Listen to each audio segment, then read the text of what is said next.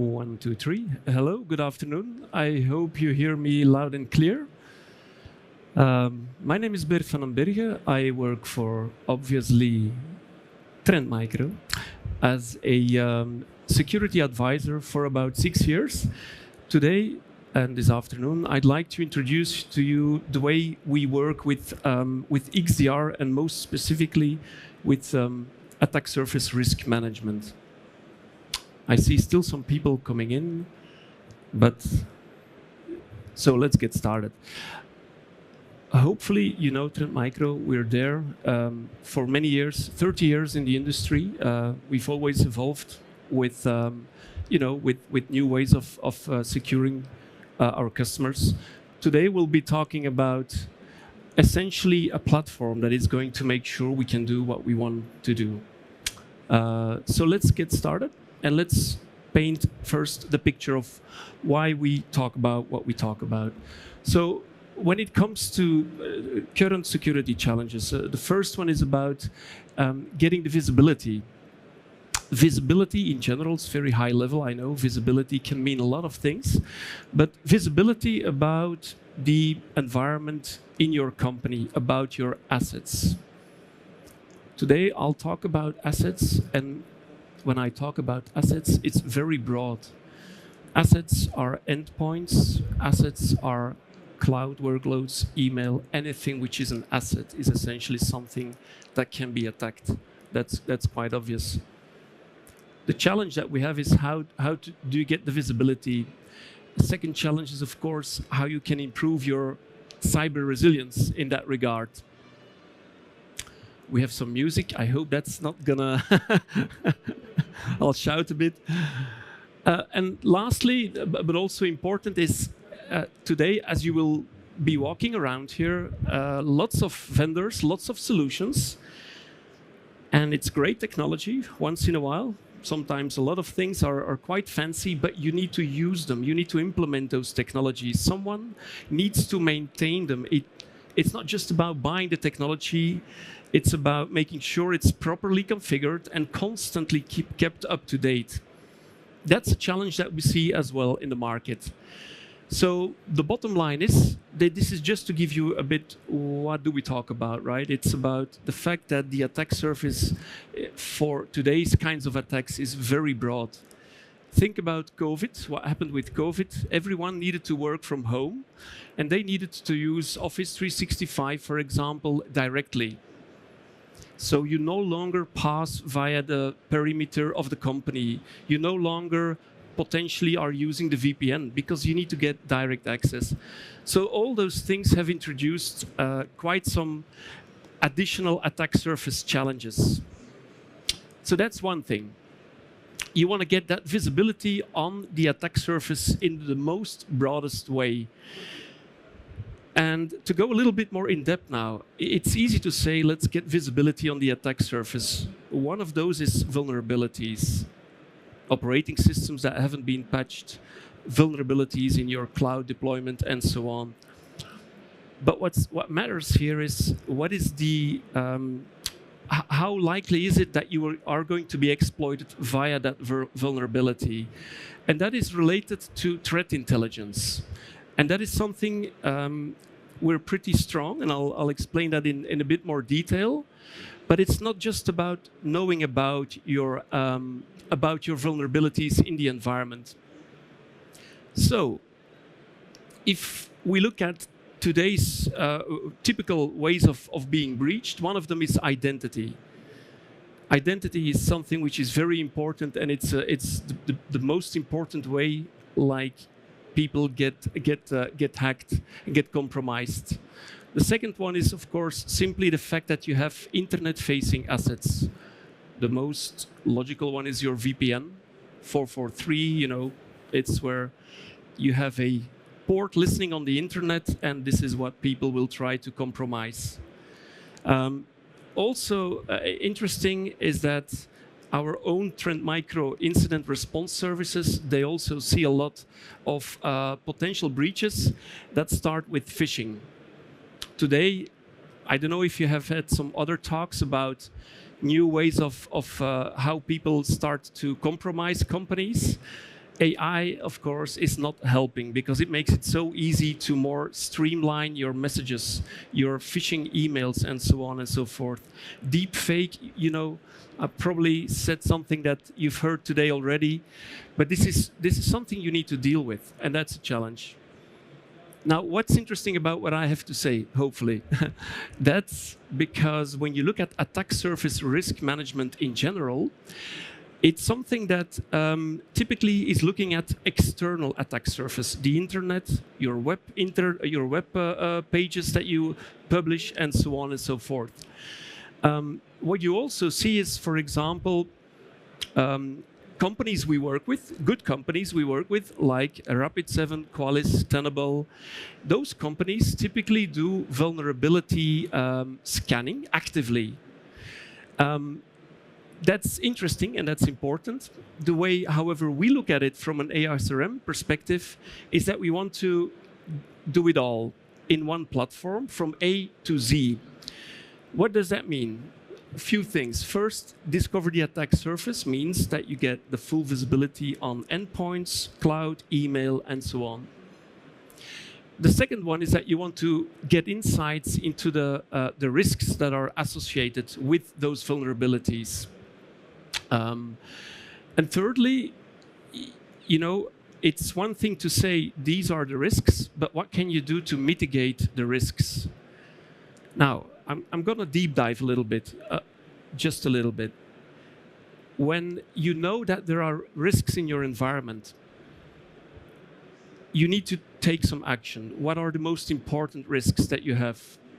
What's to be done? Should you patch? Should you upgrade your Windows OS or Linux? Is it something related to misconfigurations that you have? So the way we differentiate on the market with what we do is that we Trend Micro, traditionally, if you want, we protect for many years endpoints, workloads, email environments. It's all what we do. But it's one thing to provide the visibility. It's another thing to provide actions and to provide remediation guidance. The challenge that we see in the market is that there's, as you can see here, by the way, many companies. I'm even myself quite surprised by the number of different cybersecurity companies. And they definitely have their place in the market. Quite often, it might be one specific use case that they address. And it's that kind of challenge that we try to deal with in our platform, to do it end-to-end. To do the visibility, to assess the risks, and then to mitigate that risk.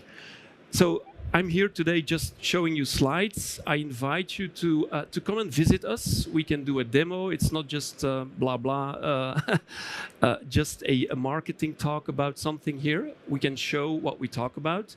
So I invite you to come and visit our booth. Getting that risk visibility is important. And so the way we do it is that we use our own sensors. What's a sensor? It's EDR, it's telemetry that you get from the endpoints. But we also work together with third parties. Of course, we work with Qualys, with Tenable. That's for external sources that we bring in. What about identity? Of course, we integrate with Active Directory if you're in a hybrid mode, or with Entra ID.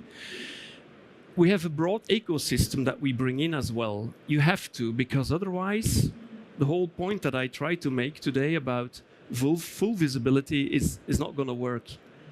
So in my job, really, day to day, when we talk to customers and prospects, it's about, hey, what do you have as a firewall?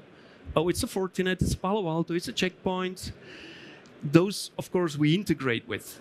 Because if you detect something on the endpoint, you want to share that information with your firewall. That's a bit the logic, and that's the way you should look at it. Well, and a few more things we do there.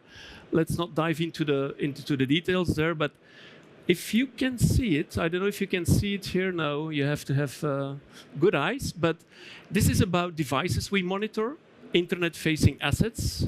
your accounts, your applications that you run, your cloud assets, if you're in AWS, if you're in Azure, you know, cloud security posture management is included there, and API that's related to API gateways. So that's when we talk about getting the risk insights. It's one thing to get those risk insights, but the real power, I believe, of what we do is that we provide guidance in terms of, so you've got that attack surface discovery, you've got the risks monitored, but then the question is, what should I prioritize? We work with risks, but 50, 60, what does it mean? It's an absolute value. What matters is how that risk is trending. That's something which is key for us. So, you know, the exact values that we show you in the platform, of course, if it's 80 and 90, it's very bad. But it's more about the way your risk is trending. And the platform is made to guide you and to continuously get that risk down. But answering the question, what should I do first? That's really the key about what we do. Well, not bits and bytes, but a bit more detail for your reference. Just very briefly, we look at the likelihood of a certain breach based on your vulnerabilities, security configurations. So, just don't know if you're with me here. We look at vulnerabilities, but we also look at how is your solution configured today. Very often we see if we configurations. Just give you one example. You do some exceptions because your antivirus or your anti-malware is blocking something, and then you do it policy-wide, and then no one cares about it afterwards. Configurations should be taken care of on a continuous basis, and we monitor that as well. On the right side, when we talk about risk, we also include the risk related to an asset. Your server workloads, where you have the applications running, they're quite often more important. They're critical assets, right? It's the kind of data that a hacker gets to, and he wants to exfiltrate the data. So of course, you need to be able to provide some, let's say, criticality for the asset. That's something that we include as well in the platform. That's what you have on the right side. And so this is about something I already explained. It's about prioritizing the risk, but not just prioritizing the risk for your endpoints, also for your email. So most have Office 365, could be hybrid. We provide an API, a gateway, a cloud app security gateway. What it does is that it will also bring in the email as a risk factor on top of additional detection capabilities. What about the network? You know, lots of assets are just out there. It's a camera, it's an OT, it's, well, OT security as well, but let's say it just has a network interface but no agent deployed. That's an asset. And we also monitor those because we also include network sensors in the platform. So the message here is, yes, you do need some Trend Micro solution, but we do integrate with third parties a lot. That's absolutely key. This is about the guidance. It's just one slide showing you here. And I'd like to point out one thing here.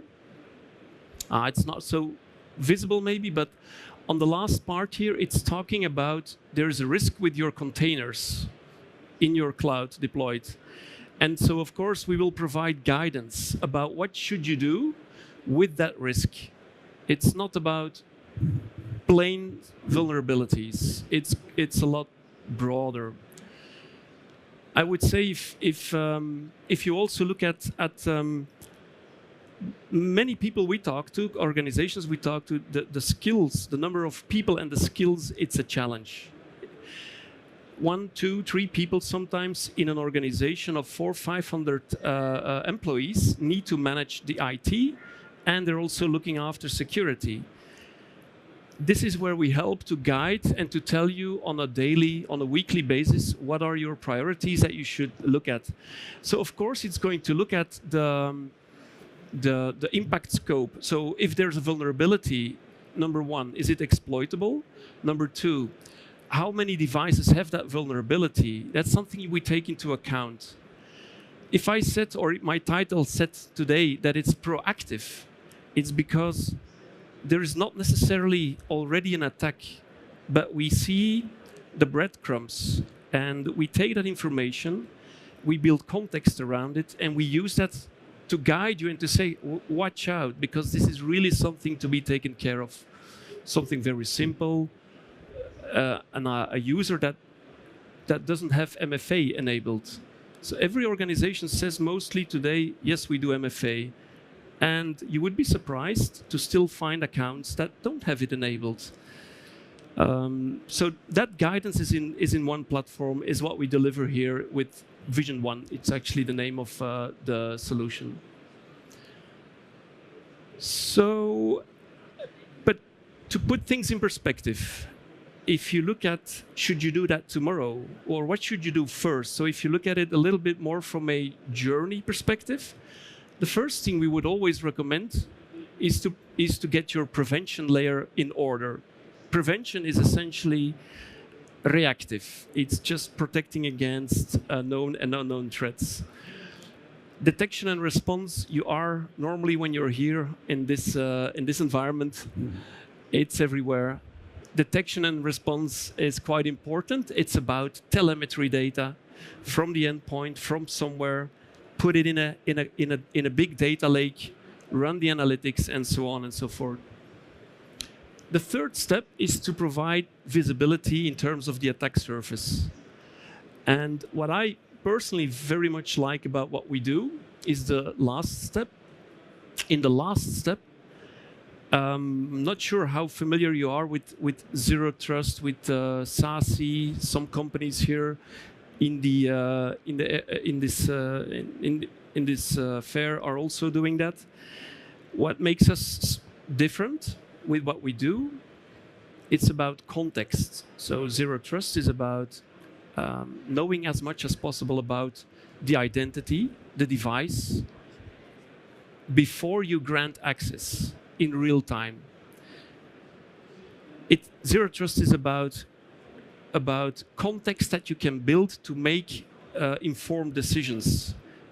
Preferably not allowing anything unless. It's a Zero Trust concept. So what we do and what we can deliver today is also Zero Trust access, which essentially replaces your VPN.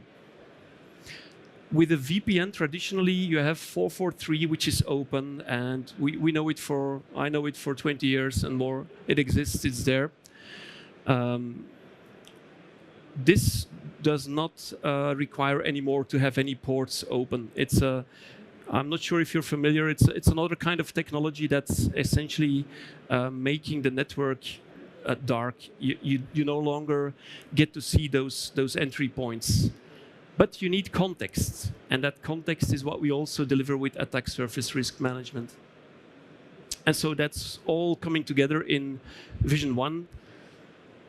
It's not the goal to talk about every item on this slide. I really encourage you, if you're interested, to get more insights, to see it in action. I'm happy to provide you and to give you a demo to come to our booth. But that's the name of what we do. It's Vision One. And it's blending both detection and response, which is more of a reactive layer, which is here, but it's combining it with attack surface risk management. So to summarize, it's my job to tell you what's different, right? It's the name of the game here today, but it's true. Like what makes you different, right? Why Trend? Why Trend Micro? The difference that I believe is the strongest when you combine a number of these layers. It's when you combine XDR with attack surface risk management, reactive, proactive, that you get a lot of value. Example, someone does credential dumping on a system because they want to get to escalate the account to get admin rights. That's something bad happening on an endpoint. That information is essentially going to increase the risk of that asset. It will be alerted, of course, but we can also say that you will no longer have access with that asset to certain private resources, your VPN use case there. So yeah, so that's the idea here. But please come and visit us to show you a little bit more in detail how that works. It doesn't mean you cannot just go with trend and say that you need to protect your endpoints. You might have legacy systems, Windows 2012, R2, that's last year, October, it was AOS, end of security updates or end of life, essentially. We solve that problem with virtual patching, for example. It could be one solution that you take out of what we do, but we tend to see, of course, that customers at least start with endpoint security. They will at least integrate their identity because it's there. Everyone's using, let's say, Entra ID or Okta or something else. So that's important.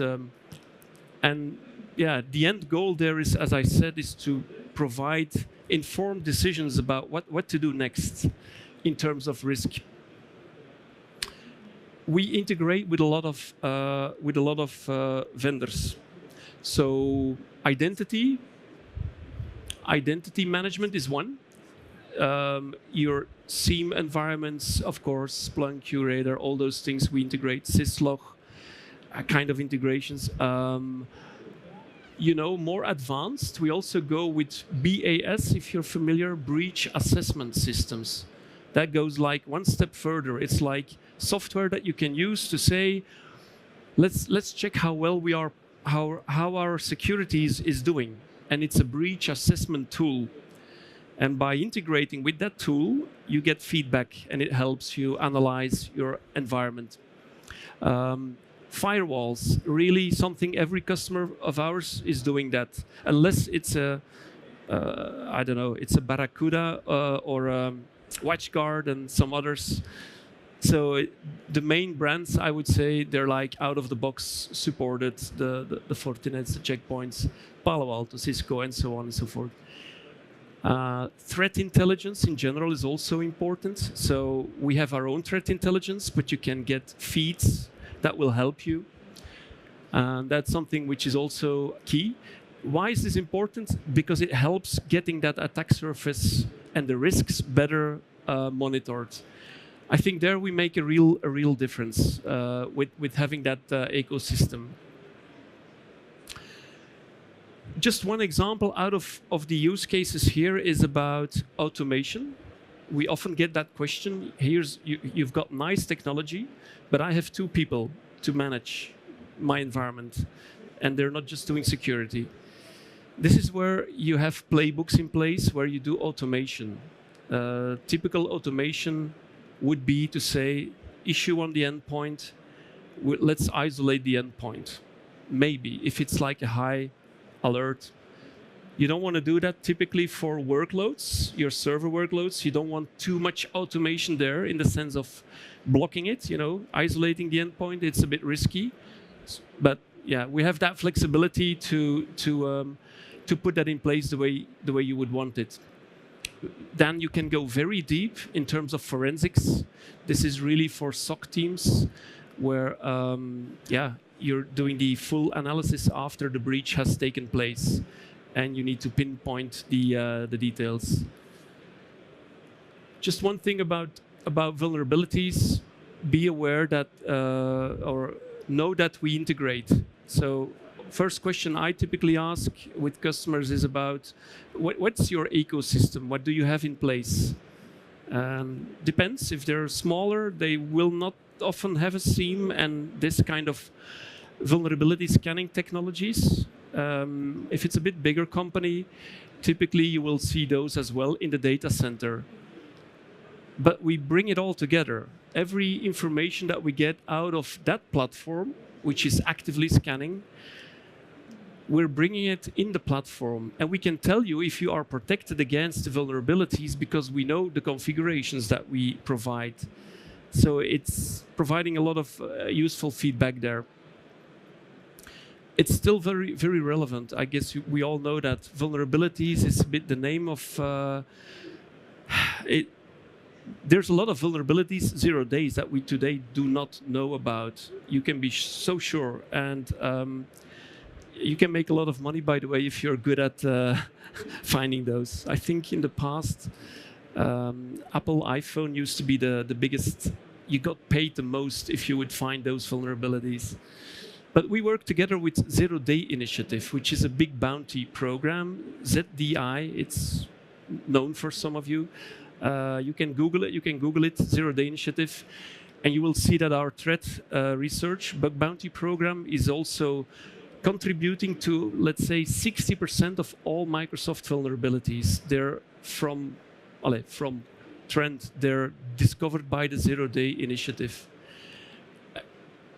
Why is it useful? Because we will help customers protect faster. Because if we find it first, we implement it first.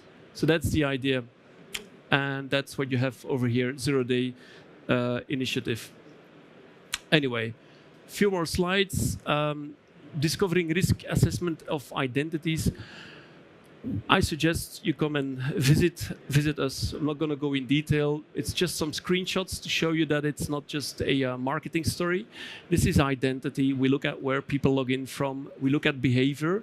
So are we an identity provider? No, we're not. We link with an identity provider.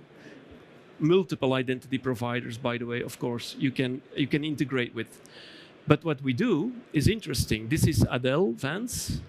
And then we look at account compromise, behaviors. We look at system configuration. We look if there's been any XDR detections for Adele Vance or Vance, threat detections, and even security configurations. That's a bit the strength of what we can do, is that we bring it all together.